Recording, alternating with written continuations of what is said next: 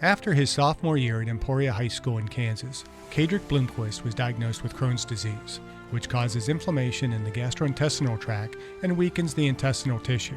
It commonly causes intestinal blockage and can include, among other symptoms, digestive problems, abdominal pain, and anemia. Crohn's flare-ups during his time at Emporia High would give him severe cramps and nausea and knock him out of school and practice.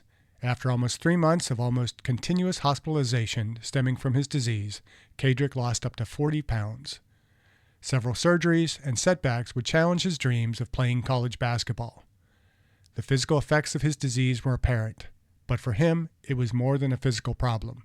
It was a spiritual problem that led him down a path of self-revelation and purpose. Caydrick, welcome to the We Have a Spiritual Problem podcast. You were a guest recently on my Aging Well podcast. In that conversation, we alluded to a part in your past, in your high school years, that really shaped who you are now. Let's go down that journey in this podcast and talk a little bit about how your battle with Crohn's disease has shaped who you are and still who you're becoming. Tell the listener a little bit about your backstory. Yeah, just when our conversation from that podcast earlier, where I've defined a lot of my path and what you would call calling based on my own experiences. And, based on this podcast, as we were talking, Jeff and I, this was really, as much as I said anything, when we talk about our physical or mental, our social or emotional, our intellectual, we have to talk about our spiritual fitness. And anybody that knows me, especially as close to me from high school through college, this was a very real experience and something that shaped me with my Crohn's disease. When I was 12 years old, I was diagnosed with Crohn's. And at age 19, I ended up having multiple operations to have a bunch of intestine removed. Ultimately, I had to wear a colostomy bag for a good while, almost a year, actually. And this was during my freshman year of college, like my second semester of my freshman year. So you as a teacher with all those freshmen right now, we talk about the freshman 15 when you go to college. I had like the freshman negative 65. And I joke about it because, I came through it. Like, I'm here. But the reality is that experience had shaped everything about me. And I get this comment a lot. Like, I can talk. I'm good at talking. Maybe I'm good. Maybe I think I'm good at talking. Maybe that's why I talk a lot. But for the most part, I didn't talk for 19 years of my life. I had a very traumatic, as we all do, trauma in our childhoods. But I grew up just a quiet child, very quiet child. My parents were divorced when I was 3. I really internalized a lot. I was in special needs class in first grade because I didn't talk, ironically. And they thought I was just slow, but it was really, I was just so shy and I didn't want to talk. And I ended up surpassing where I was in my grade, but I wasn't a talker. Then I had a friend who passed away when I was 15, my best friend, actually. And it was actually one of those experiences as a freshman in high school. It was our freshman year going into our sophomore year, is that summer in between. And him and I had actually gone through communion together. We grew up Lutheran. And he actually passed away 3 months after that. So I had some faith issues at a very young age from that. I'd always dealt with the Crohn's, just as Crohn's disease is, if your listeners don't know, it's autoimmune, primarily in the digestive tract and your intestinal lining.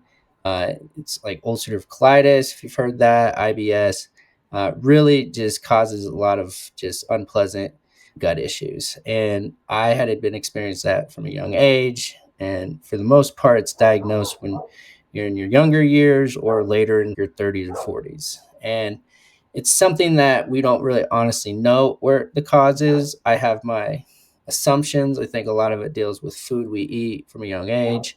There's a lot of other factors from stress, lifestyles, environments. I wasn't getting to choose where I was born. As a child, maternal stress can manifest, Hmm. as we know, with disease. And I look at disease sometimes, dis-ease, at ease, not doing good. And the body, just with everything as a young age, I was an angry child. I felt like, when we talk about God and whatever people want to call it, we get this thing that where if you are going through struggle, that God is punishing you. And I grew up with that a lot. And I think that was a hard part of my childhood, that I was always good. I was always, I was the type of kid, I was a latchkey kid. I could have been, man, I had no supervision ever. I could have been anything I wanted to be. I was just so focused on being the best basketball player ever. I didn't care. I mean, I was a McDonald's All-American nominee, and I had a lot of success, and I really, really was obsessed with basketball. And I thank my parents for that opportunity. I grew up a coach's son, but I don't know what it was. Like, I was, you can lead a horse to water, but you can't make it drink. Well, my parents really gave me great opportunities. They led me to all the water, and I didn't get out of the water. I just stayed there. So having Crohn's, I didn't really think at a young age. I honestly didn't know much about it even at 12. Like, they just gave me pills to take, and they gave me a pamphlet. Ironically, like, I mean, they did. I'm not even kidding you. I'm not even making that up. He handed me a pamphlet. He said, "This is some stuff you should probably, the guidelines." This is my gastro, like, enterologist. It was very bizarre, and I remember it very clearly as a child. I ended up going and working with a chiropractor. My dad, that he had seen one of his old basketball players, and he actually put me on like, looking at my nutrition. He did it from a holistic standpoint. I was 12. I didn't really, and taking multivitamin supplements, which was really good. My father was always kind of somebody like that. I had very health conscious parents in a good way. Like, they really had that in mind for me. And even myself, I was just kind of determined to be, hey, this isn't going to stop me. It motivated me more. I always kind of felt like I had a chip on my shoulder because of that. And I never wanted it to be like an excuse for somebody to beat me in something, like, especially, like I said, basketball. It couldn't be anything else. It was basketball. Like, I wasn't going to let it be an excuse. And I had a father who framed my mind from a young age: exit your comfort zone. The magic always happens outside of your comfort zone if you want to grow and get better. He was a great influence. Both my parents weren't married, but they were great co-parents. Both my parents really didn't go to church, but they sent me to church, which I thought was hilarious now that I grow up. And it framed my mind. Like, my mom, I remember one time she was like, "You don't have to believe this if you don't want to, but you're going to learn." And it was kinda like a real, and she didn't even go, which was fine. My dad was in the same boat. Like, he wanted me to at least make my own opinion of it. In our culture today, like, yeah, you can't distinguish, between the church, religion. I mean, like, it's in our government, it's in our constitution. It's part of our fabric of being a human in today's age. And frankly, religion has always been a part of it. So, I learned it. I loved learning it. Actually, I was fascinated with it. I questioned it a lot. My pastor did not like me. I mean, and I think that's good. I always say your relationship with God, Christ, with any of your, universal deity, higher power, it's relationship. And, that's why it's hard to define that word too.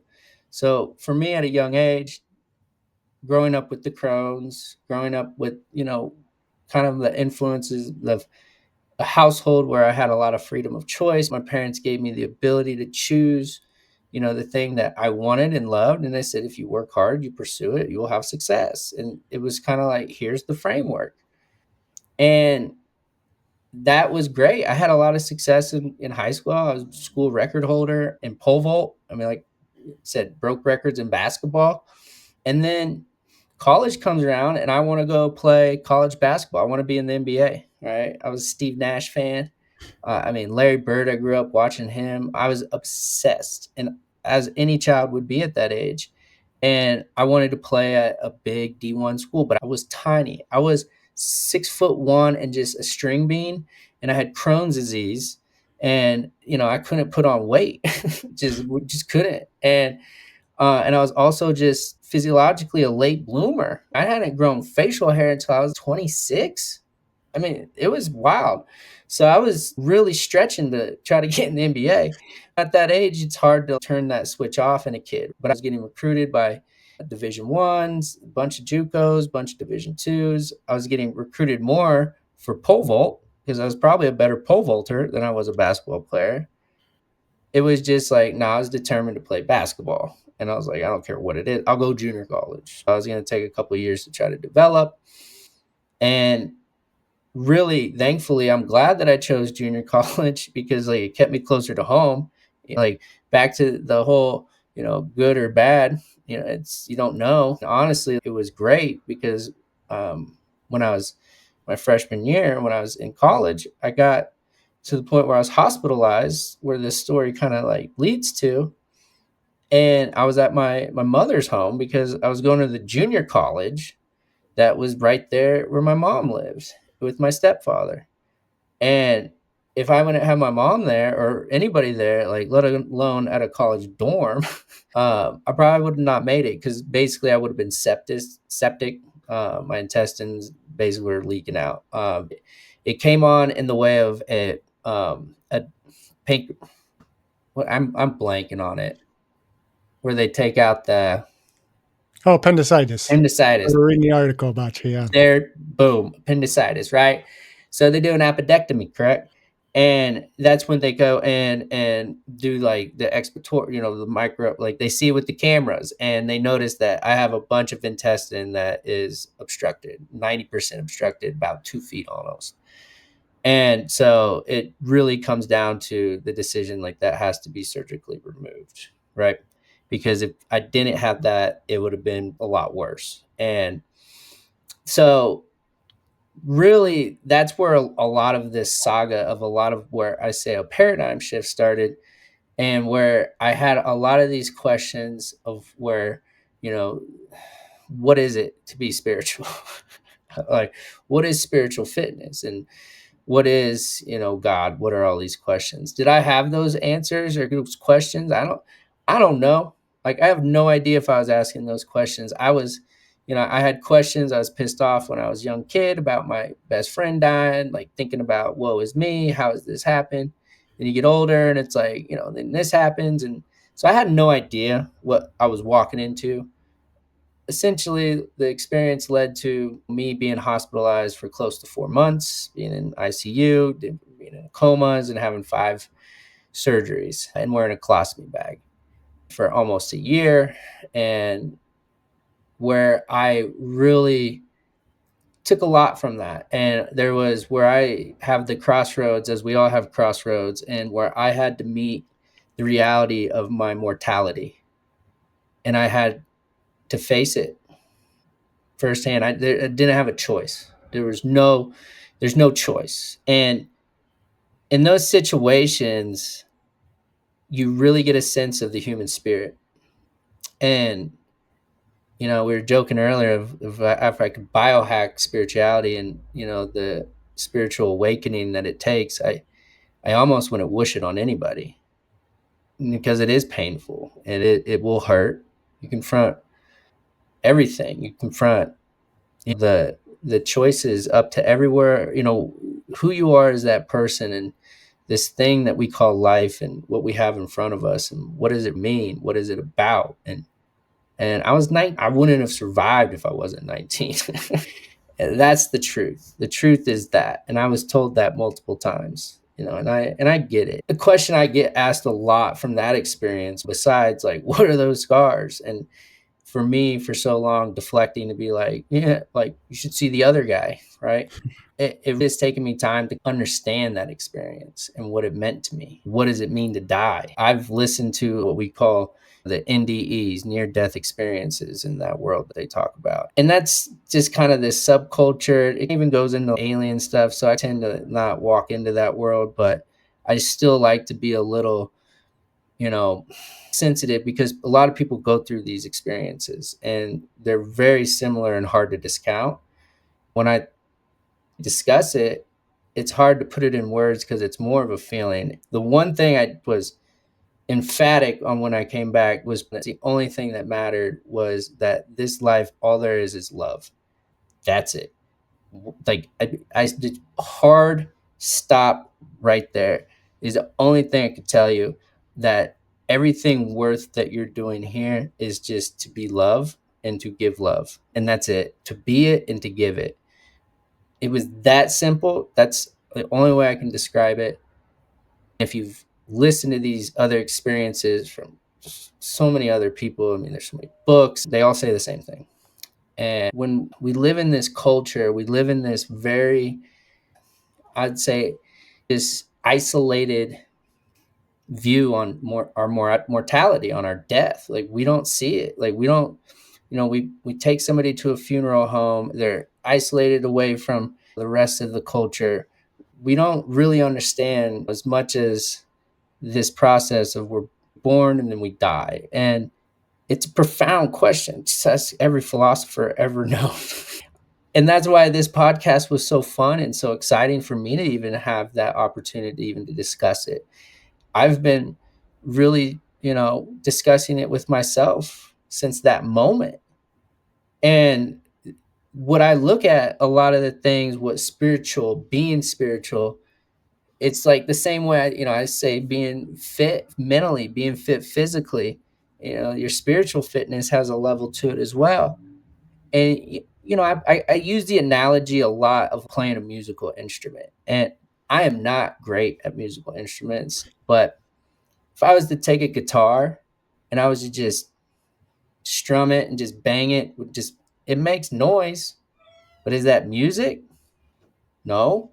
But if I take that same guitar and I understand what a chord is, I understand how to hit the strings properly, and I can read music and stay within those confines of where all your fingers and how you hit it, then that actually makes music. And that's how I look at my spiritual life. Like there's things, like I can just live this life and just be noise. Like my life can just be this static existence, or I can live this life and let it be music. And it comes with a certain level of discipline. You have to have a guide. You got to learn to play the music. And that's how I kind of look at spiritual fitness. You got to learn your spiritual fitness too. And then you have to ask yourself, what is that? And a lot of my experiences from that moment being in the hospital, I'll tell you, that was every single second. Every single second. I remember being in ICU, not being able to talk, being in so much pain. You don't even want to breathe deep. It was very common that, my ICU nurses knew people just do not try to talk to me. Do not try to make them laugh. Like if you tried to make me laugh, I would kick you out because it hurt, severely hurt. I was kicking out my grandparents. I was the meanest person ever. I was in so much pain. I remember sitting and looking at the clock, just watching it tick for hours. That's the only thing that kept me in the moment.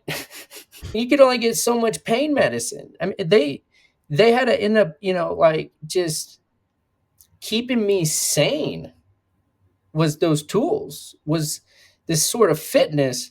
I didn't have, I didn't know what I had, but I can tell you throughout all that experience, there was never a part of me that wanted to die. When I talk about the human spirit and knowing what it is, it wants to be here. It's meant to be here. It would have been easier to die, 100%. Yeah. And I did it 3 times, and not by choice, not by choice. And I had, the Murphy Law thing, everything that could go wrong did. It all went wrong. And, I had to be in this experience and not knowing I didn't know what I was supposed to do. I mean, nobody knew. I mean, I didn't know if I was going to make it to the next hour in some cases. And it all seemed very much like a dream. But now when I look at it, it's hard to read that article sometimes for me. It's a reminder.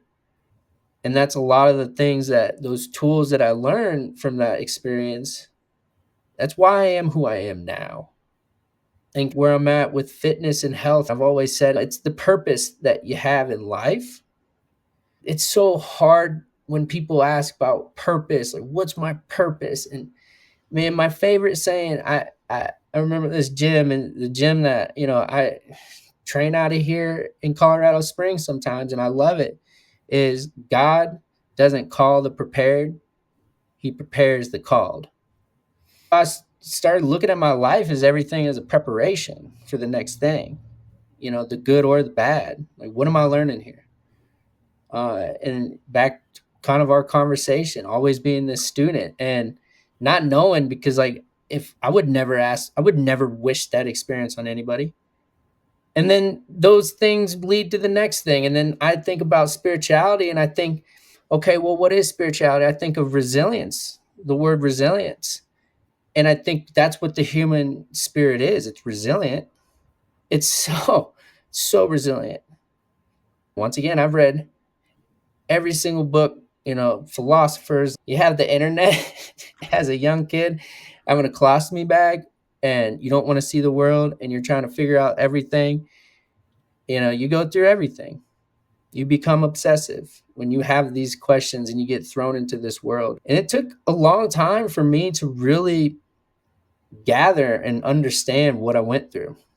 It took a lot. I mean, and I tell everybody, like, therapy is important. You need to talk to people. You need to go to somebody that's trained in the same way that, you go to a physical therapist or a physical trainer, that they understand how to help you. I didn't know how to help me. And really, they gave me tools. They gave me more tools. So that's where I come back to my spiritual fitness. It's, what tools do I have? A spiritual awakening is something that's so hard because your spirit cracks a little in that way. It's never pleasant. So I think I still wrestle with going through those experiences. At the end of the day, you take what you've learned so you can give back and help your community. Everything that I learned through that experience was just that. I can talk about some of the miracles I had in the hospital going through that experience. But it's hard to get people to turn off their connection and their love for the material world, because the spiritual world is sometimes not as tangible as we would like it. So, where I have these conversations with other people, and just like yourself, and one of the points your former you had on was like, there's not a lot of coincidences. I don't necessarily get too out in the way of like everything's a coincidence or not a coincidence, but there's some major key points in our lives that I think are hard to discount. When people can search that in their lives, and when they reach for something that's out of their reach, it always comes back to, where was that source of power coming from? It's something inside. It's intrinsic, right? And we've had cultures across the history of time trying to define this thing, and trying to define what's in the afterlife and what's this. And, I tend to see the human side of us too, especially the westernized version of our religious cultures. It's kind of that brim and firestone stuff. I isolate communities saying that I grew up Christian, just right there. Like, it's hard, and I get it. I, once again, 100% get it. And it's hard because at this point in my life, being a student of all religions is important to understand who we are, because we're very much culturally different across the globe, but we're also very much the same across. And I don't know where that leads us with how we grow out of that, but I always tend to think that discomfort comes before. We don't know good or bad. And I get this a lot where, I'm being a trainer, and a lot of people don't know my experience. It's not for me to sit there and tell you what you're going through. People, trust me, people trying to lose weight is the most daunting thing. And I get it. It is so hard. People look at me and they see I'm fit, and they don't think I would ever understand what it means to lose weight or gain weight. And I don't have to necessarily tell. I can empathize. I empathize. My journey is to take what I've learned and to help those people. Like, that's why I've loved being a trainer, because at the end of our lives, we have all these things, but if you don't have your health, it's not a lot money can buy with health when it comes to that. Like, and that's where, it was always easy to be like, if you invest now in your health, you won't invest later in all the medications and the doctor bills. And that's what that whole podcast, Aging Well, is about, right? Right. But spiritually, that's the first step into getting into that other step of aging well, because spiritual is purpose driven. And a lot of people don't understand. They think it's goal driven, and goals are great. Goals are important, but purpose is different. Purpose takes time. It's a relationship that you yourself have to figure out. Like, you have to understand your purpose, your dharma, as they might say. And purpose can be painful because you have to fail at a lot of stuff, but not trying can hurt too. In this world that we live in, I mean, we're a capitalistic society and we live in a duality between the spiritual and the material. We tend to think this time we have here is forever. It's very finite, it's very quick. And that experience at 19, people are like, oh, you're an old soul. And I'm like, no, I just know I'm going to die. And I don't look at death as a negative thing. Like, it should be something we are born as we should understand as we're going to it one day pass. And the biggest spiritual problem that I think I've come across just with the hundreds of people I've trained or been able to be a part of in some way or another, is just like, we get this thing that we don't want to die. Like, there's the whole biohacker community, right? There's a Netflix show called Don't Die, Brian Johnson.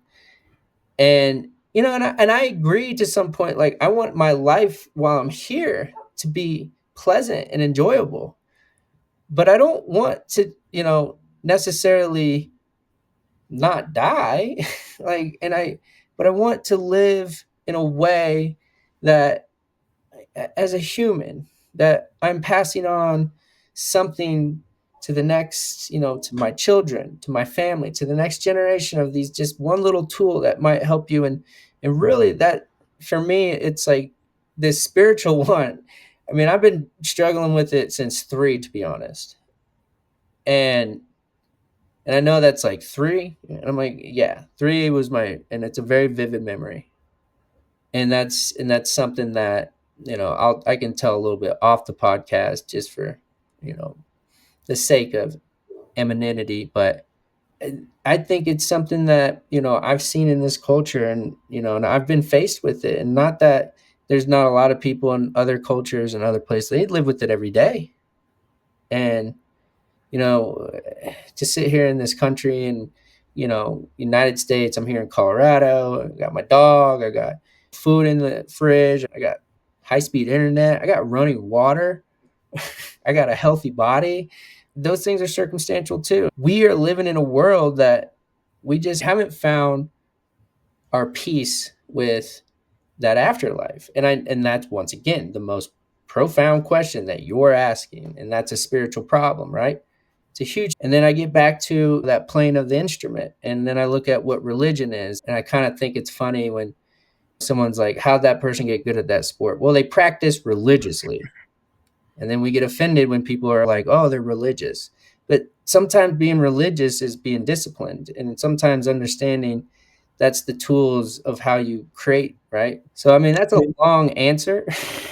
Yeah, you think from the Christian perspective, we talk about disciples. Well, disciple, discipline, that's what it's all about. It's going through that journey, that process. And all of us are going to go through different processes to get to where we're supposed to go. Ultimately, I think we are intended to work those processes together so that we all end up where we're supposed to go.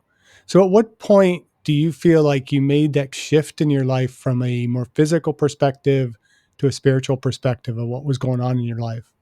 I don't think I've even made the shift yet. You're making it, huh? I joke because it's something that, we talk about. One of my favorite poets, Rumi, one of the spiritual thought leaders in the Sufi culture, in this world, but not of it. And so I think that's something where I think back to that healthy lifestyle, right? It's how do you be of the world, but know that you're not of it. Like being that you're a spiritual being at this point, and that you're just here for a short time to really honestly enjoy the creation of the creator, if you want to put it just in layman's terms. And we hear a lot about people saying it's the matrix now, like simulation. And I'm like, well, maybe that's just your reality for what you want to call heaven or hell. I don't know. But the shift for me, I mean, that age, the really clear experience on the human psyche that I had at a young age and understanding the shallowness, if you want to call it that. And I hope that this girl is not listening right now. But if she is, that's an awesome thing because you got a listener. With me going back into college, because I had to actually wear a colostomy bag. Like I actually got signed to play basketball while I was in a hospital bed. That article I had sent my coach, man, like probably the thing that kept me alive because I had a goal. I was an obsessive with basketball.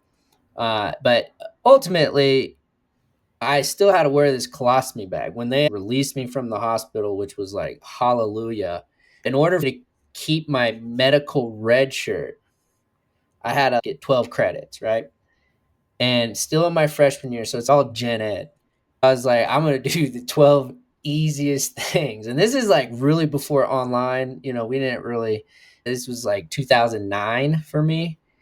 And so it wasn't like I could just do all online. I actually had to show up to the classroom. I was 109 pounds, had a colostomy bag, and it was the most insecure thing. It drove me nuts. I had to go to these classes and I couldn't tell you how scared I was. Nobody knew who I was. Nobody recognized me. I mean, the only people that honestly knew me from my basketball team that knew what I was going through, but people I had gone to school with at the beginning of the semester or a year before that.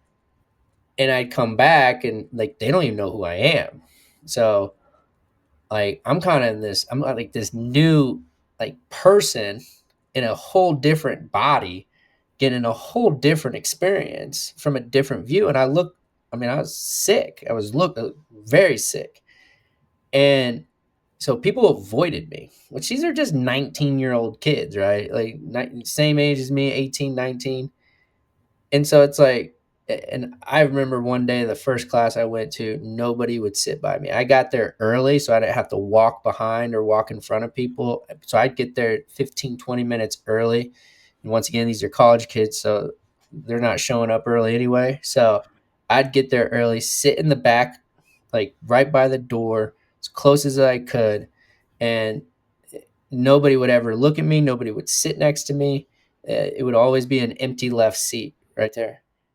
I remember specifically one time I didn't make it early and I had to sit in the middle of a row. This one really cute girl that I thought was cute, she literally had a seat right next to her and gave me one look and just scooted right over with her bag so she could have her other friend. It was so obvious because at my life at that point, I was so self aware of everything. It almost broke me. I remember being broken by that moment because I felt like people were afraid of me. They don't even know who I am. They don't even know what I'm going through. They don't even know I have a colostomy bag, right? I'm just trying to do 12 hours so I can just like hopefully, because at that time in my life, it wasn't a guarantee I was going to get that colostomy bag off. I'm over here, fingers crossing that they can heal up and they do another test. You're like, okay, we can take this off. The only thing in my life, I battled with my mom and my parents. Like, I wanted to quit every day. When a lot of things shifted, it was that whole experience that shifted me. The full circle to that story is that I ultimately did get better. I was able to have the surgery reverse my intestines, and I was able to, like come out of that and I got my weight back. I actually put on more weight because I didn't have this infection inside of me. And I was healthier than I ever been. And I've been just, I was on the right medication. I was doing the right things. Trust me, I was doing everything the right way. You could not, I could count every calorie, knew everything. I got better and I became better than what I was. I looked better than what I was. I always had that vision in my head that I was going to be this guy. Full circle, come back a year later, that girl's still there.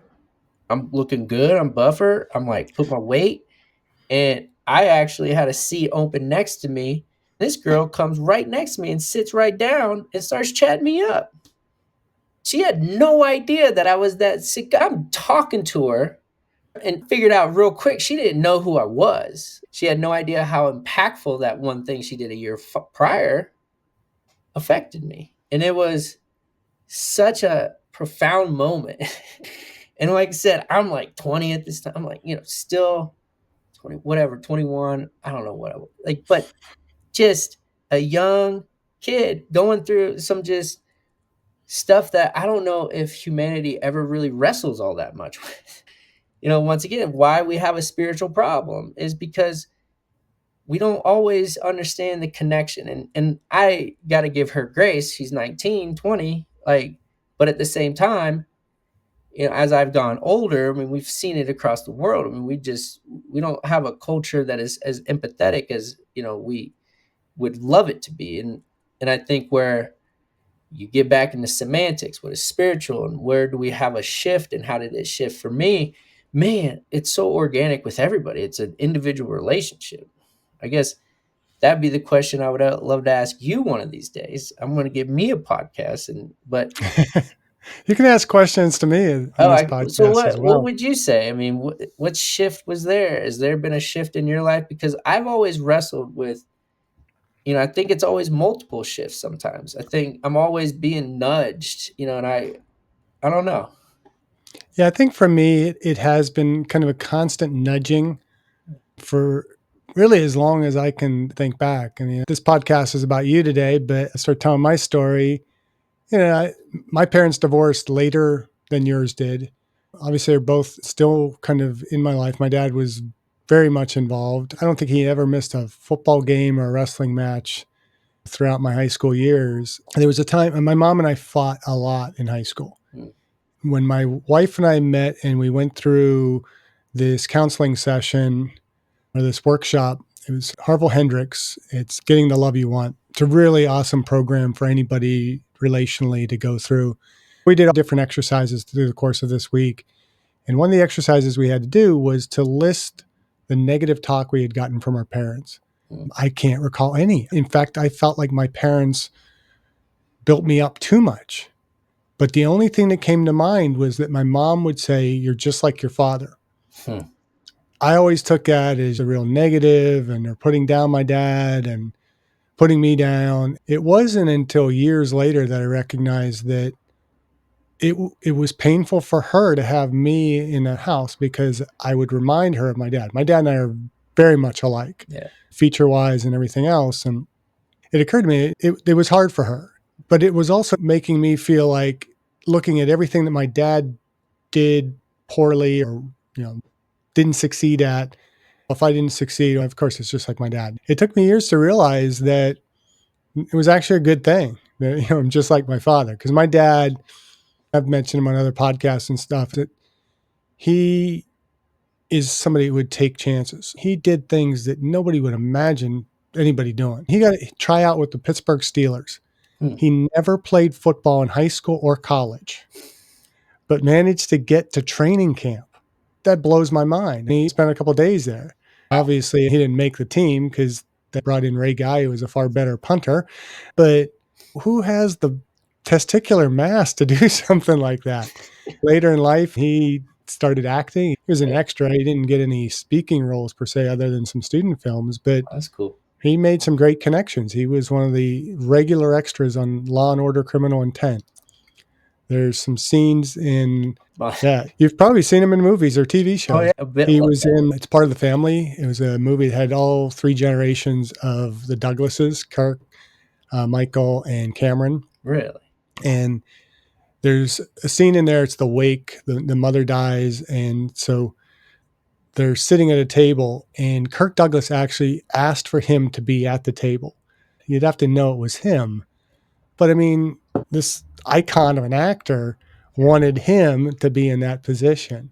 That's And he's got one scene in the, what's it called? I was going to say Body Snatchers. No, it's like The Wedding Crashers, where depending on the version that you see, there's either just him on camera or him and this other woman that they just kind of flash to. And it's, how many people get to that position? I mean, yeah, you might have, oh, yeah, I was an extra in this movie. And I'm like, if you really look closely in the crowd, you might see my blue sweatshirt or something. now, But he actually was in these positions and got, we want you in this position. well, And actors are ambitious, right? yeah, Very. but he's written books. He's done a lot. He never quite got the gold ring, but that's what took me a long time to realize. It's not about achieving it. It's about the effort and trying to do the things and growing in the process. He's impacted tons of lives. He was a management consultant, but he also did a bunch of attitude programs with Western Penitentiary in Pittsburgh. So he worked with a lot of people that were incarcerated. He did a lot of programs with high school students in their area. And I still have friends that look back to some of the things that he had taught them. And he affected a lot. He coached. He had a lot of winning teams. He's there. And I'm still kind of in this process of learning those things. I'm learning, and it helps me an exercise physiologist because the more I teach exercise physiology, the more I'm making the spiritual physical connections. You think of all that you had to go through, that overload principle is there that causes you to grow. There's that spiritual principle of specificity, that specific things happening in our lives are going to have specific adaptations. Mm-hmm. And so my teaching has actually evolved to much more, there's a bit more undertone of spirituality in everything that I'm teaching as I teach physiology of exercise and pathophysiology and exercise and all those courses. In fact, this term, after doing my interview with Rob Kelly, who's one you mentioned, that you'd listen to his podcast and some of the connections you made, from his talking about how if he will try and find, I think it's like 3 people a day to compliment. Yeah. And he'll tell people like, watch this, I'll change that person's life in 2 words. And he sees somebody wearing sneakers, say, hey, nice sneakers. Mm-hmm. And you turn around and you watch the person 3 times or more, they're going to look down at their shoes and you've changed their life for that day. They're going to go home. They're going to treat their wives different. They're going to treat their coworkers and everything differently. Yep. So I started this term from day one, all my classes, I make the students turn to somebody else and give them a compliment and then receive a compliment. Mm-hmm. And they're all like, you're crazy, Dr. Armstrong. But I think now most of them are coming in and it's like they're immediately turning to one of their classmates and, hey, I like your sweatshirt or something like that. It goes so far. And I like what you said. I've always said that religion and science are different sides of the same coin. And you need one to have the other. And like where, spirituality, science, however you want to chop it up. But it's so important. I think now what we're seeing with science that we start understanding more quantum physics. And the more I understand what quantum physics, it's kind of like it makes me more spiritual as well. It makes me That's where humans and our ability to change, is it based on logic always? It's usually an emotional cue. And where I've said as a trainer, if I can, put you on a scale, that's one number. But if I can show you your body fat percentages, some different metrics, especially in the correlation to heart disease. But now we're starting to see tangible evidence between a spiritual world. And I see where some people, the agnostics or atheists, that's almost the lack of being scientific is being atheist, is my point. Those are like questions, like I think that continue as we ask. And if you can implement that, and as you come back to what's it all about, it's really the connection in the community that you can develop, pursuing something that makes your spirit, whatever you want to call it, feel. And for you, doing this podcast, I can feel it through every interview. It's great. Like, I haven't been on a lot of podcasts, but I listen to a lot, and I've really enjoyed what you're putting out there. And that takes passion, and that takes a purpose. It goes a long way. And you gave me a compliment the other day, and it made my whole Friday, Saturday, and Sunday. I did. Yeah. I feel good. I appreciate everything. And if my friends were to describe me, my friends always would say I'm the hype man. And I am. I have such a threshold on what I consider a problem, if you want to call it that, unless it's like your life is being threatened at this point, or acute in that world, like, then I think you'll be okay. And man, being a human is hard. We have emotions, and you go back to the science, we have chemicals. It's hard enough to try to get these things dialed in as it is, but recognizing, and that's where we come back to, like, what do I see as the biggest problem is, like, we forgot how to be a human. We forgot this human thing, right? And that's where I love what you bring out in this podcast. So I'm always happy to be on these things, man. This is so much fun. Well, good. I'm glad you're enjoying yourself. And I'm sure the listeners and the viewers are doing the same. I mean, you're a storyteller and a communicator. I love these podcasts because I ask a question. I just kind of sit back and let people talk because there's nothing for me to have to ask. I'm not pulling teeth. People are just engaged in it. And I just kind of sit back and have my wow moments and just like, wow. And Yeah. I don't do these podcasts for anybody probably other than myself. And this podcast came out of conversation when we interviewed Lauren Axelrod for the Aging Well podcast. And we were talking to her afterwards, and she just said, we don't have, I forget what all problems she listed. And it was like global warming problem. We don't have an economic problem, food crisis, all these different things. She said, we have a spiritual problem. And light bulb went off. That's a whole nother podcast. Yeah. I got to do it. Yeah. Do you see connections between spirituality or lack thereof with issues as we look at things like mental health, social isolation, polarization that we see in our society today? Yeah.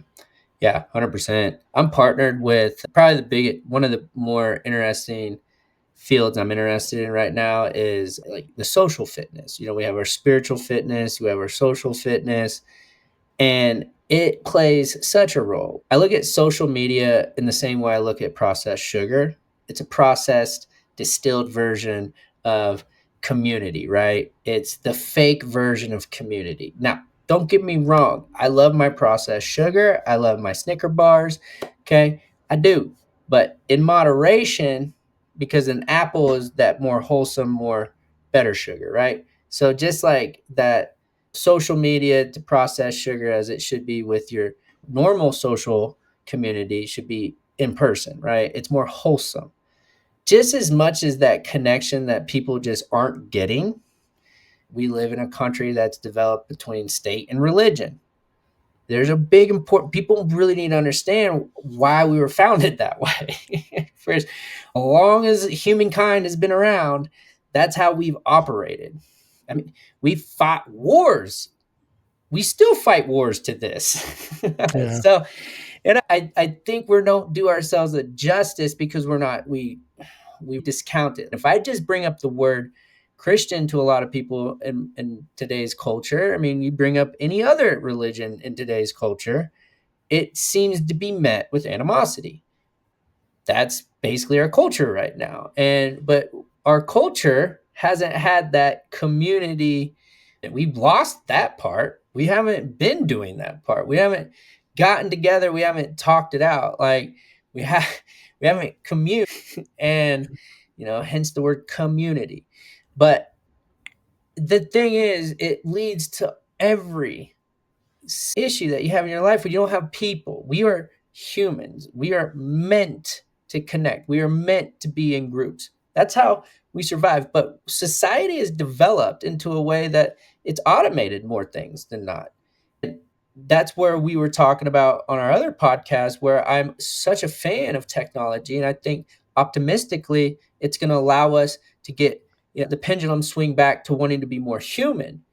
And once again, we've learned how not to be a human. We have forgotten this thing.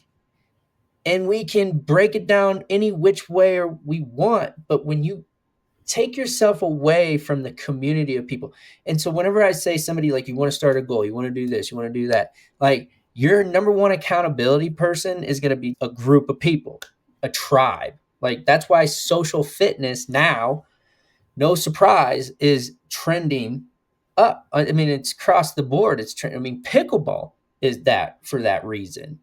Yeah. And I can't talk enough about pickleball, right? So when we look at a lot of our health issues, a lot of people just don't have somebody to talk to. Being a trainer, I'm a really good trainer because a lot of times it's just I'm a friend.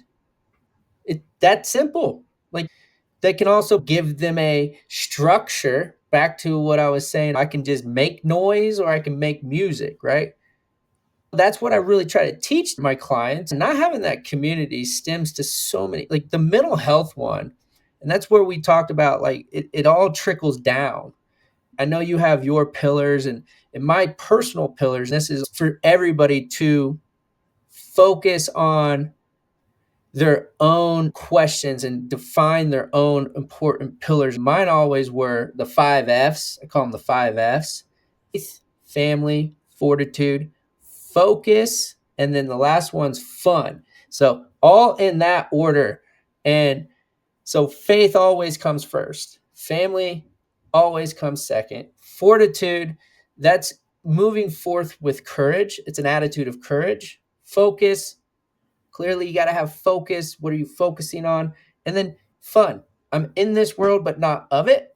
So I'm going to enjoy where I'm at in this life because it's what it should be about. But we complicate it being humans.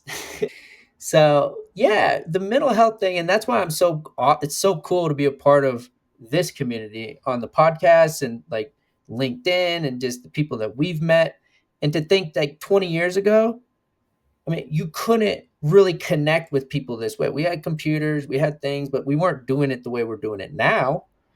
And we've developed friendships as you and Sandy have for over 10 Yeah. years. I was just going to bring up Sandy. It's like Right? we wouldn't be having this conversation if it wasn't for Sandy. And I have yet to meet Sandy.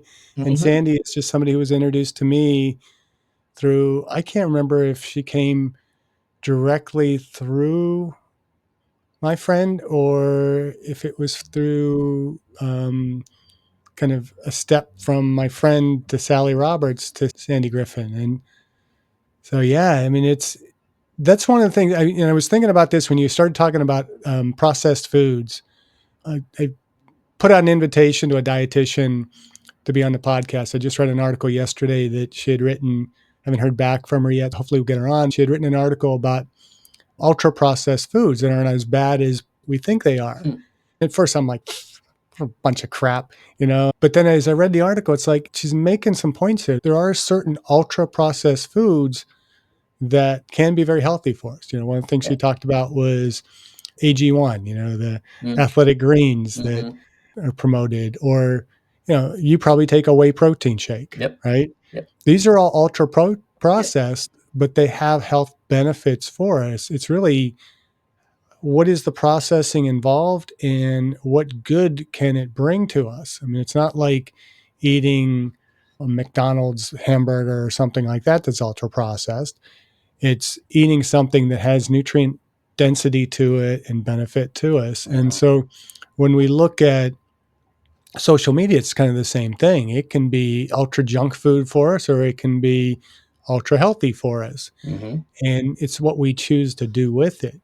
There was a time when I found myself on Facebook just starting to vent my frustrations on there. Mm-hmm. I just wasn't happy at work and doing other kind of stuff like that. So I found it as a platform to complain. I'm like, what am I doing? Mm-hmm. So I started to become much more intentional about just trying to put things out there that were very positive. I've told friends, if you see me extremely positive on Facebook, that means I'm going through some shit. Because that means I'm just trying to recognize that I'm not the only one going through this stuff. Other people have their issues, and I got to be encouraging of them. So often one of the things I'll do on Facebook is write out the statement, praying for some very special people. And of course, that's usually prompted by some specific people that I'm praying for. Yeah. But it also is out there for, hey, if you are going through something, I want this to be received as, hey, he's thinking about me. Yeah. And chances are I am. We will call it God. Others might just call it the energy of the universe. But I feel like this energy connects us, and what quantum physics is starting to bring the science and religion together more. Mm-hmm. There's an energy between us that we can't get away from. And that connection I think if I'm breathing out CO2 right now. Mm-hmm. Now, you're not going to maybe necessarily receive those exact same carbon molecules, but who knows? I mean, as the air passes, CO2 is going from one person to the next person. Mm-hmm. We're sharing molecules across the universe, and Oh yeah. we're also then sharing down to the electrons and the quarks and all the little things in quantum physics. Mm-hmm. And so we are infinitely connected. And I think the more we realize that, the more we have that drive to just help one another. Yeah, it's a shared experience, Yeah. and that's where leveling in your spiritual fitness is an encouraging thing. You have can continue to encourage, and that's why I encourage any of your listeners is do what you just said. When you're going through some shit, turn on the graceful switch, right? Show more grace, encourage somebody else. We have to learn to encourage ourselves, and that's something where I always get back to that is like, you can't encourage others until you learn to encourage yourself. And that comes down to that personal relationship. You talk about prayer, and that's one of those things that I've always said is one of the most powerful tools we have at our disposal. And any questions of the unknown, because let's be honest, we live in a lot of unknowns, right? Mm-hmm. And really then you unpack that, then everything's unknown. So we tend to forget that we don't develop this relationship, and the communication that you have when you come to prayer is so powerful. Do you meditate? Do you do any of these practices like where you do that on a daily basis? Is that something that's in your life? My meditation isn't so much the chanting kind of meditation or kind of yoga type meditation. For me, meditation is just trying to find that quiet space, trying to listen to God, the universe, whatever you want to call it, that energy, just trying to get myself in that right flow of energy to be positive, to do good, and all those types of things. I'll meditate through journaling a little bit as well. Yeah. So I journal every morning. And one of the things that I'll do in that is I'm just starting to wrap up Learn 10 Words. This week is celebration. Yeah. It's I like more than just what's it mean to celebrate. It's like, what am I doing to celebrate? Who am I celebrating? What am I celebrating? How am I helping other people celebrate? I write out gratitude with two T's. I'm on a soapbox to get that word spelling changed in the dictionary to where it should be an attitude of gratitude. So two T's as we spell gratitude. Oh, I'll usually write that out to remind myself to be more grateful. And then I have 3 mantras that I write daily, in addition to sometimes writing my mission statement as well as my values out. So I try and get myself, these are all the things. And I'm a more kinesthetic learner. mm-hmm. So my meditation also has to be that. Gotcha. And so I'll write out, be my best, or be your best today, be better tomorrow. Mm. I am third from the Gail Sayers book. Yeah. I don't know if you've ever read that. I And then my final one is to God be the glory. I capitalize God because I want to emphasize that it's not the God that I've framed in my head mm-hmm. or any of the religions that, I mean, I've been pretty much Christian all through my life, but different denominations of that, and every different denomination has a slightly different image of God. So that just tells me that we all have just a slightly different vantage point of what we're seeing of God, and that God is much, much greater than that. Yeah. So, all right, that, to God be the glory, and in grace and peace, which is what Paul, opened up all his letters with. And that trying to approach everybody with a thought of grace and peace, which I don't do very well at all. So anybody listening to this podcast that thinks that I got my crap together and I'm just a very well mannered, well seasoned spiritual guru of some sort, you're looking at the wrong person, because you're very likely to be listening to this podcast and I might be honking the horn behind you driving down the highway. Man, that's what being So, a Christian is, though. It's kind of being in the dirt a little bit. It's yeah. being a little bit of a rebel. I think somebody that has really I've lived it, I've questioned it, same way you have, and I think where I've always come back to, it's so hard to follow principles. It's so Hmm. hard to follow, the doctrine and the guidelines, and it's so hard. It's not easy, right? And that's where that growth comes from, that spiritual growth, and everything grows because of that. My favorite verse, and this is something between me and my best friend. We plan to get matching tattoos, so it's going to happen. But it's Romans 5, verses 3 through 5. Trials and tribulations, develop the character, and character develops hope. Right? Kind of butchering that one a little bit, but it boils down to trials and these tribulations. These things develop us, and they make us better for it. And that's what ultimately gives us that hope and, the Savior, and the sense of our souls and where we're at in life, and to have ease with, what comes next. And once again, looking back at history, that might be our other problem. Besides a spiritual problem, we have a historical problem. So, you know, when all this stuff is going, like, humans, like, we're a very intricate thing, and we need direction. Back then, when that's the I mean, when you could barely go to sleep and you don't know if somebody's going to come ransack the village. It's not like we got the safety and security here. And so we've been insulated from that ability to understand what that real need of God is about. And that's Hmm. why I pray daily that we don't ever get to that point, that we have to have that from a global awakening. I'm hoping that we can continue to just go up this slow exponential growth in that way. But it's hard when you don't have those things. So I've always looked at these trials, these tribulations, and when somebody like you, when you put this out there and you have these questions you're wrestling, and I know this podcast with a lot of things will get scrutinized. There's these types of spiritual questions, they get scrutinized. Trust me, I'm never correct when it comes to the spiritual world. That's, nobody has, I can't tell you. I can only tell you what I experience. I can tell you what I feel in my heart. I can tell you where it has led me. I can tell you what has happened when I've done these things, but I can tell you it's not going to look the same for you. Simple as that. You're going to have that conversation with your own self. And so I really just want to say thank you for continuing to do this, man. Like, I mean, I honestly, I'm not gonna lie to you. I was reading my article that I sent you about my experience, and I was crying.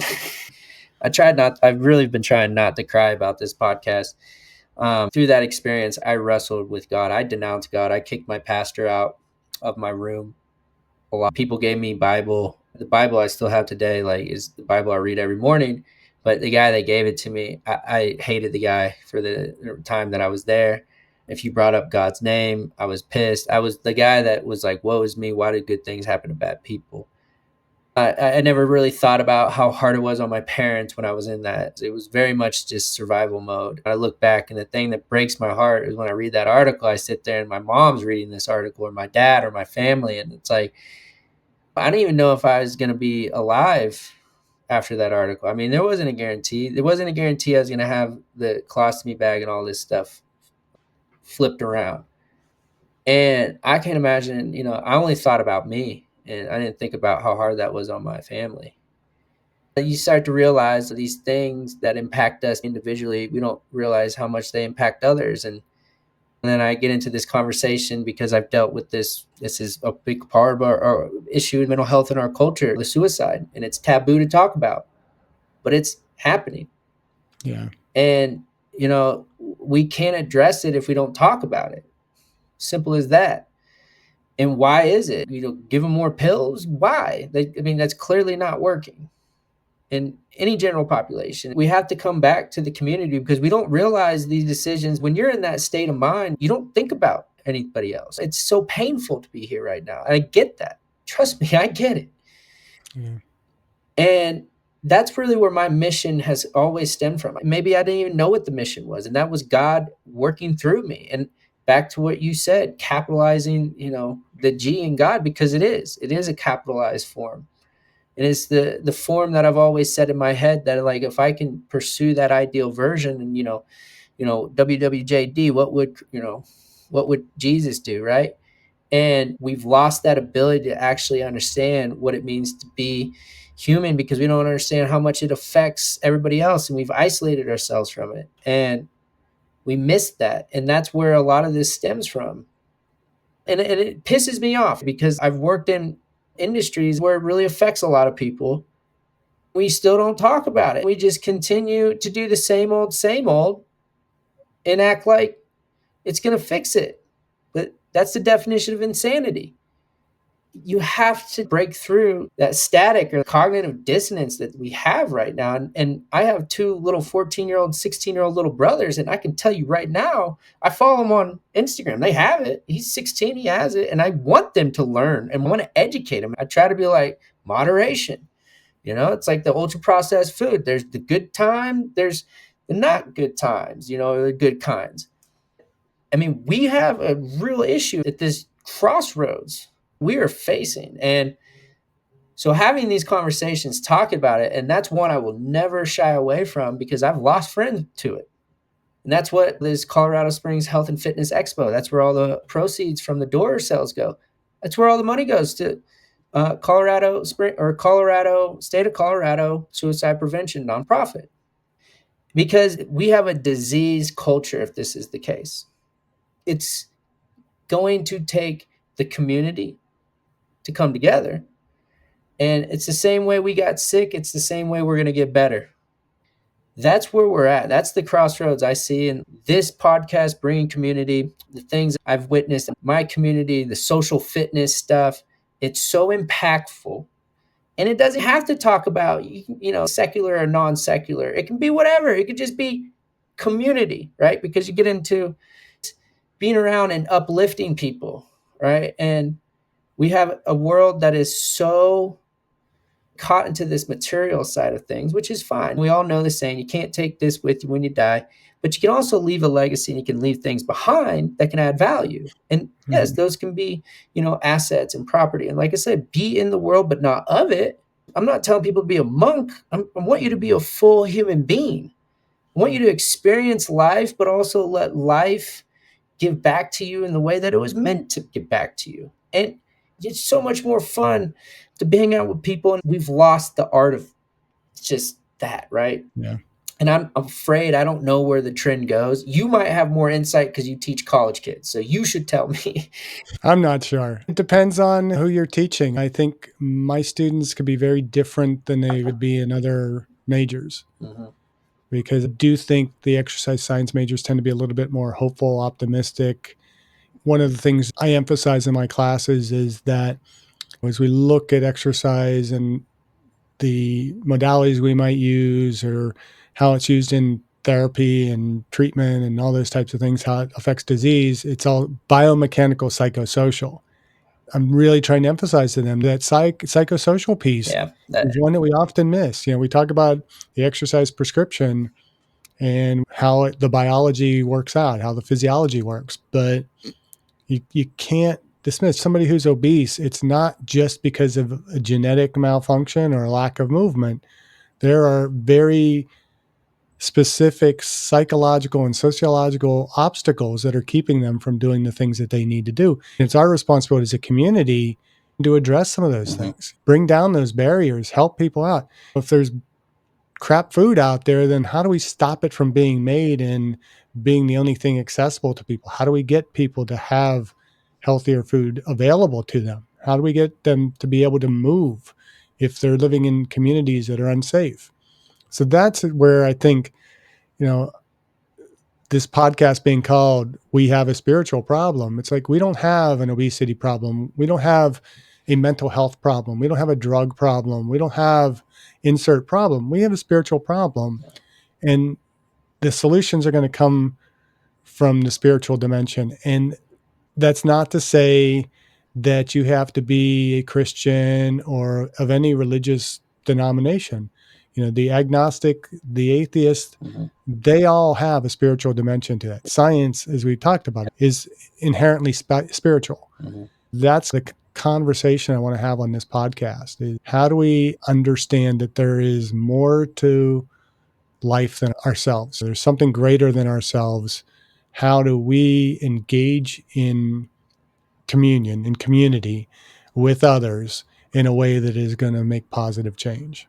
Well, I can tell you this right now. I've been saying this for a while, and where you're at in your role and for your class and the kids that you teach, man, the personal trainer to me is like the doctor of the future. I really believe that wholeheartedly. Yeah. And I think like what you just said, I'm not, but can you say biomechanical socio? Biomechanical. That fancy word for personal trainer. Okay. Yeah.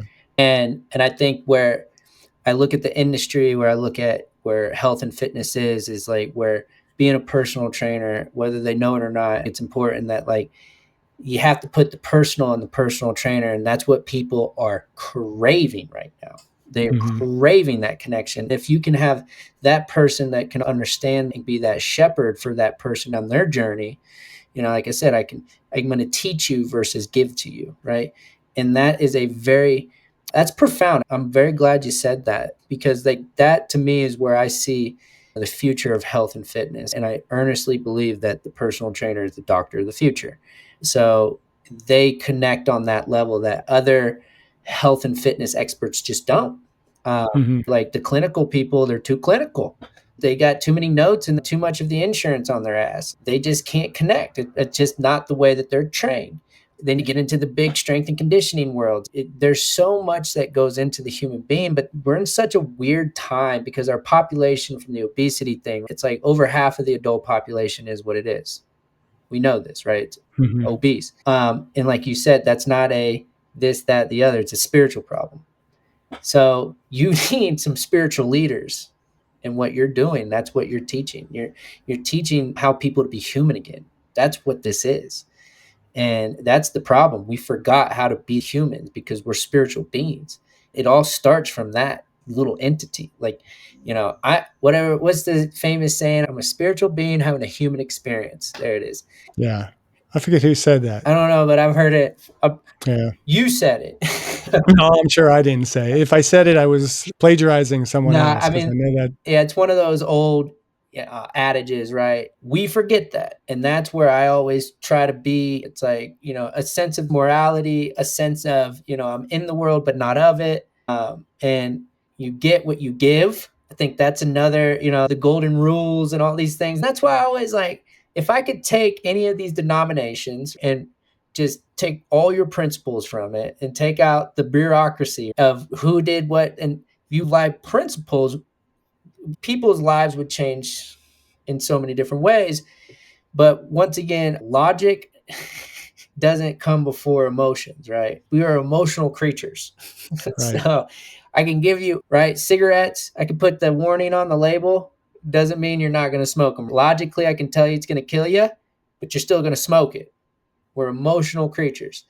So that's why bringing in that piece that you're discussing with your students is so vital. And that's where it's kind of like a subversive way to teach people spirituality and package it in a way, right? The Trojan horse of spiritual teaching is through fitness. Who would have thought?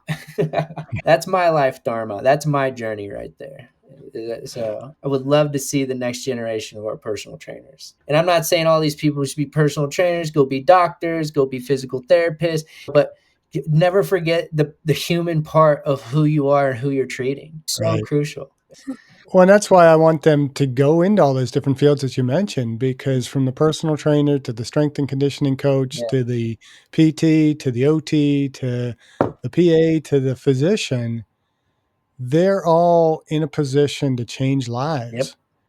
And it's not just being in a position to change the biology by giving somebody a drug or giving them an exercise prescription. It's changing who they are, who they're becoming, the impact that they're going to have on the world, and the recognition that they are a crucial part of this world, I think, is what tells me that everything is spiritual.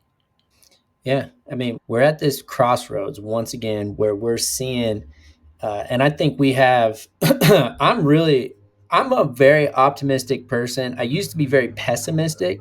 I've gotten more optimistic as my younger brothers have gotten older. Not and not by any standard. They have both been like they're good kids. They're not like both of them could be smarter in school. I'll tell them that. They hear that a lot from me. You know, their grades could be better.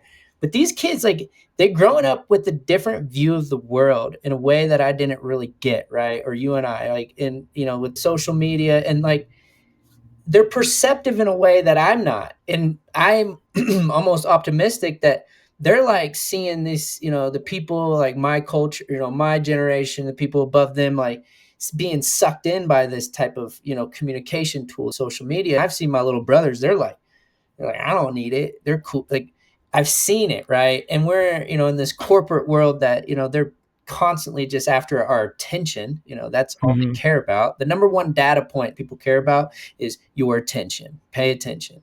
So I'm seeing these kids move away because they recognize that that's not healthy, right? They're making healthier choices. There's a stat that they're choosing, you know, alcohol sales in that, you know, generation is way down compared to all Right. those other generations. And it's like maybe there's that awakening because we have people like yourself, other educators, and other people. And that's that human spiritual thing that we do, whether we know it or not. And that's part of who we are. We wrestle with things. We're creators. Like, we just build, we build. But that's what we also do. We build up, like, you know, just to these levels. Because, like, when we talk about our understanding from a spiritual sense to a scientific sense, I mean, we've gone from exponential growth just over the last 200 years. I mean, last 50 years, right? And where I, you know, correlate the spiritual side too, it's like I'm very optimistic with these young kids. Now, do the numbers always correlate? No, because we're seeing a lot of other issues. And I think we just have to address them, but you can't always be a pessimist. And I think that's part of spiritual fitness. Right. If it's all doom and gloom, then yeah, I'd get it. Don't get out of bed. Like, but if you frame it to where, hey, shitty day, but you know what? It could get better. How could it get worse? Right? That comes back to the attitude of gratitude. And you can change those things over time. It takes time. It's just like going to the gym. You're not going to get buff going for 2 weeks. And honestly, you're not going to be healthy. You know, you're going to need to do it for your life. So, spiritual fitness within the concepts of physical fitness, you just got to find the lifestyle that fits your fitness and Hmm. stick to it. And love is really the bottom line. And the impact that your students will make. A lot of these educators that I've seen and talked to, I'm more optimistic because of that. Seeing the next generation of young leaders. So that's where I'm at. Like, I'm gonna always be optimistic. Now, when I go to the casino, What are you doing going to the casino for? I'm very pessimistic at the casino if I Uh, go. I rarely go. Um, so, but yeah, yeah. so, for any of our listeners or viewers that might be struggling with their own sense of purpose or meaning, what's one small step they can take today to start addressing that? Call you. Call Yeah, me. give you a call. Just like, you know, I mean, you bring a lot of joy. I can sense you love what you do. Man, call out to me. Call me. I think what it comes down to is like, you know, sometimes I'm here to listen as somebody that's been a trainer, you know, whether it's your fitness goals, like that's something I've always done. Like, where I talk to people, I'm like, listen, I love goals, but I love lifestyles better, because I'm not going to teach you, you know, just this thing. I'm going to give you tools that you can take with you for the rest of your life, so you don't forget it. I do a lot with goal setting, and I think it always leads back into lifestyle choices that lead back into fitness and health and diet. It's a trickling effect, right? And I think sometimes people just they need a little, like you said, a little nudge, like going to, you know, anybody, like the experts. But if you're really struggling, besides reaching out to a loved one, besides, you know, doing those things, and or maybe you're just at that point where you're, you know, you're wanting to make a little bit of change. Like, you can feel that angst inside that, you know, like you're doing things, you're on your phone too much, like, you know, you're thinking about other people too much, or what, name it, right? Human anxieties. You can, and if you've never prayed, it sounds silly, but you could try praying. I mean, praying is a practice as much as meditation that can change the brain, the way our brain, the way it's structured and the physiological chemistry within your body. I'm a big fan of journaling. I still journal. I don't journal as much as I used to, probably because I'm just so busy and I'm just but man, I journaled a lot, and I think that's important because journaling helps me articulate and my thoughts and understand what I'm thinking. It gives you more clarity on the problem. I always say if you can define the problem, you're already halfway to the answer. So just writing out what the problem is, well, you're halfway to the answer, right? Right. So I think those simple things are very important on a daily basis, especially if you're going through a difficult time. Besides getting on a Facebook group, fitness is something, go join a group class. If you're not somebody that's really particularly like fitness, or you're not, you don't know what you're doing, or you're insecure, the same way, like, trust me, you might look at me, you see me, I might look, wait, how is he insecure? Trust me, I'm insecure. I have my insecurities. When you go to the gym, nobody else is thinking about you. They're all thinking about them. I That is for I sure. promise you. Like, That's why we have so many cameras out in the yeah, gym, nobody, like, why do you think gyms have a lot of mirrors? It's for form, I get it. Yeah, I think there's a certain self-esteem value that's important to want to look good, right? I think that's taking care of your body, treating your body well, right? We can unpack the temple part of that, but ultimately that's the spiritual problem, is like not taking care of this one little vessel, that you don't get another one. You don't get another one of these things, right? And I learned that, like I said, from my story at 19, when you're invincible at that age, right? Like, can't right. break me. I realized, yes, you can. And, you have to be very proactive. You have to be very vigilant. And that's why a lot of the times with the demographic of people that I normally work with is usually 55 and older, because that's when they have the money to invest. Now their bodies aren't, like, they never did anything with them. So it's like we have to kind of play, and we can't play catch up, but we can be preventative, right? And that's why it's so important. It doesn't matter, when you start, just start. I've always said go for a walk. Walking's great. But there's tools when it comes to the spiritual side that's super important, that it just takes little practice. And that's the thing, just, you can always reach out to me. I mean, you're the best resource. I mean, you're clearly the guy, like, this is where it's at. Like, I mean, what you're doing is what everybody, just in one form or another, live a principled, structured life. You can make noise or you can make music. That's how I define it. Just so everybody is clear, though, I'm trying to make music, but I am by no means, you know, insert your favorite rock and roller or something like that. I Ozzy am just Osbourne, Ozzy Osbourne. Ozzy. I would love to have Ozzy on this podcast because I think there is a spiritual dimension to that guy that people just don't recognize. Those are artists, the Yeah. musicians. Those are Hmm. creators. Creators are very spiritual. Just Matthew McConaughey. Go read his Yeah. book, Green Lights.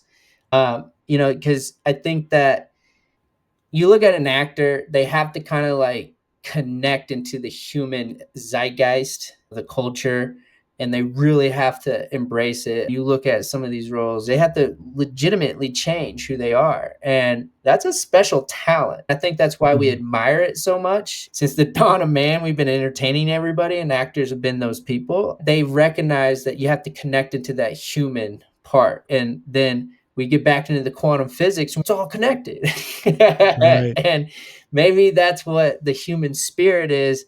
It's in this different dimension, as like an Aussie, because, like, where's that music come from? That's not of this world. You look at the Right. Hendrixes, you look at any of these people, right? Like, it's like, man, I mean, you talk about the muse, the muses of the ancient cultures, like things, the seers, the things that we, have been inspired by, like the angels, these things of history. Like, once again, we have a spiritual problem and a historical problem. Right. We that's why these type of podcasts, like, It doesn't matter how big the platform is. At the end of the day, in the spiritual realm, wrestling with these questions, they always reverberate. They echo in time, right? Um, and what's the guy from Gladiator say? Maximus, whatever, like what we do in time echoes in eternity. Like, and it does. Like, I mean, to whatever, pebble in the ocean, analogy that you want to use, like you made an impact. And um, once again, you don't need to be the rock star on the stage to be able to, add value to the environment that you're around. Like, just playing the ukulele out on a beach makes anybody feel good. I think it's important for us all to realize that whatever state or status we're in life, we are creators. Mm-hmm. And and I think I mentioned this in one of the recent interviews, that I like to write the word extraordinary with parentheses around extra, because all of us, no matter what our state in life is, have the opportunity to be extraordinary in what we're doing, from what I'm not going to mention any career, because I don't want anybody to think that I'm thinking that's the least of careers, because from the least to the greatest of careers, there's purpose in that. And if we're doing it creatively and purposefully and with others in mind, then we're being extraordinary. Yeah. If your job is to mop the floor, do it better than anybody, and do it with a pride that, and interact with people in a way that makes you extraordinary. Yeah. There's a lot of people in big roles that are not extraordinary people. I mean, No. they're total a-holes, but. Well, and that's once again, that problem that we've been talking about is that we don't have a purpose, like being creative, where a lot of people grow up thinking we're not artists, right? Somebody says, "Oh, you're not good at art," so you stop drawing, right? Like, Right. But art is kind of a broad term, and anything can be art if you want to put it that way. But we forget that in our spirit, we have to be creative. We are creators. It is something that fills your soul, and so challenging people, like I like, one of the things that I enjoy as a trainer a lot is making up names of fitness exercises. I just give it a crazy name, right? It makes them laugh. It makes it fun. It's being creative and loose. I enjoy the fitness and being creative in that space. I enjoy making videos. I enjoy, talking that topic all the time. But we have so many people that haven't really found an ultimate joy in their life, right? And it doesn't have to be quote unquote your profession. If you can make your profession your joy, you win already. Like that's the jackpot, right? And I think it's sometimes we give up on these things. I've had encouraging parents, I've had all these things. It's not easy. It's hard. It's hard to pursue those things. And anything worth doing isn't going to be easy, right? So we have to have, like I said, for me, where I'm at, the joy is bottom line, and question those things. Doing Sudoku or doing a puzzle. Like I love playing chess. So I've been in a chess club forever. You Like, don't look like a chess nerd. oh, I'm the biggest chess nerd, man. No, like it's kind of funny because like I started when I was in elementary school, and I look back and I think, that gave me a lot more community because, like I said, I was a latchkey kid, and that's what I did after school when I had to wait for my mom to come pick me up. I played at chess club. So, but chess, like in anything, it's like that's a life analogy in itself, right? So, but it gave me all these communities that I, as an athlete, no one's like, "You play chess?" And I'm like, "Yeah, it's a game." Like athlete and athletics, that's games. It's a mind game. I never put the 2 points together, but yeah, like the community thing, it's so huge. I don't know. We've been talking a long Wow, we've been time. talking 2 hours. So as we wrap this up, because I know you Yeah, have yeah, things yeah, to yeah. do today, and probably our listeners, hopefully, I do. they're not listening to this all in one episode, because it's a long period of time. Maybe got them through maybe 3 or 4 days of commuting. But what, to just kind of wrap this up, because I found, with the other podcasts, it's easy. I always finish it up with "and age well," right? Yeah, yeah. This one, I'm always ended up, left with some profound statement that my guest has made. And it's like, I can't top that. So we're just going to end with that. So what would be your one piece of advice or insight, one piece of wisdom that you, from your own life and from your experience, can kind of help people address some of these spiritual challenges? This is what my father taught me growing up. He spelled it out, exit zone. It's one word. He spelled Xitzone. It meant exit your comfort zone. And that was out of everything in my childhood from growing up, because he was a very, prolific and winning. And, he developed the character of young men. And, that high school age, it was really impactful for me to see that as a child. Like, I learned from him so much. And once again, wisdom at the ripe age of 35. So keep that in mind for all your listeners. But this exit your comfort zone was branded in my head. It really challenged me to step outside of things that made me uncomfortable and to pursue those things that I knew were going to make me uncomfortable, were going to make me feel at unease and uncertain and in the unknown. And challenge myself to step into those realms, whether that be mentally, physically, this, that, the other, spiritually, right? Like, to pursue something greater than oneself and to exit that comfort zone if I wanted to grow, because that's where the magic happened.